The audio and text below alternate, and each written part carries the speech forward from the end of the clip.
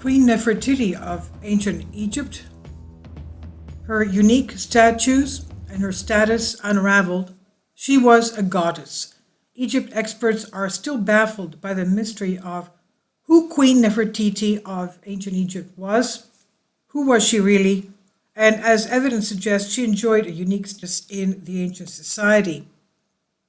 Researchers have long tried to piece together the life of the stepmother of Tutankhamun, Nefertiti. Since the artifact was found in Tel El Amarna a century ago, an ancient ruler who was married to the boy king's father Akhenaten died in 1331 BC, but neither her tomb nor her body has ever been discovered. This has left several unanswered questions about her life and reign over the new kingdom of Egypt, but Egyptologist Professor Aidan Dodson detailed during the History Extra podcast how researchers are learning more about Queen Nefertiti.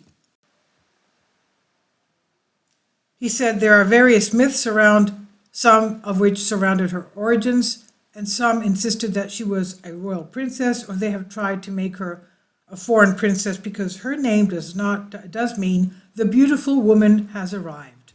That's what her name means. The beautiful woman has arrived. And as we can see, she really was of exquisite beauty. Kindly support my Patreon account since YouTube has again demonetized my YouTube channel. The daily posts are 5 videos daily, and they are totally different from what I have on my YouTube channel. Thank you so much for your support and that you find all my content so interesting. You'll find the Patreon account details in the description box below. After thousands of years, we see that the ceramic bust of her face shows that it was colored and still exquisite condition. As we can see, she must have been really beautiful. Anyway, going back to this, her name means the beautiful woman has arrived. Some have made too much of that when actually it's a perfectly common Egyptian name of that period. Beyond that, until very recently, Nefertiti has been regarded almost as a cipher. The beautiful bust of her, which was found in 1912, has made her an international glamour puss rather than actually a person who had thoughts and influence. Professor Dodson explained how these misconceptions have been unraveled recently. He said, it's not really until the past few years that we started to realize there was rather more to her, and also how her career actually went beyond being simply a king's wife. During her period as Akhenaten's wife, we know Akhenaten was very unusual in ancient Egypt because he believed in one god. So she was Akhenaten's wife, and we find Nefertiti depicted smiting Egypt's enemies, which is something which is never found for any other queen of Egypt, except for, of course, Cleopatra. But that was just before the end of the Egyptian pharaohic system. Now, we also find Nefertiti on the corners of her husband's sarcophagus, rather than the figures of the traditional goddesses of the dead, who you normally find in that position. Even in life, she becomes a goddess of the dead, so she was held in enormous high regard. And beyond this, Dodson said, it's become pretty clear that rather than dying as Akhenaten's queen, as is used to be thought, Nefertiti actually survived him as a fully fledged female pharaoh, one of the tiny number of such women who have existed over the years. Despite extensive research, the tomb of Nefertiti has never been found, not yet anyway.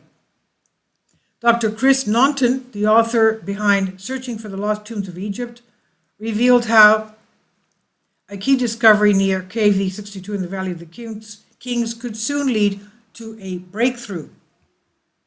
Dodson said that despite extensive searches, the tomb of Nefertiti hasn't been found.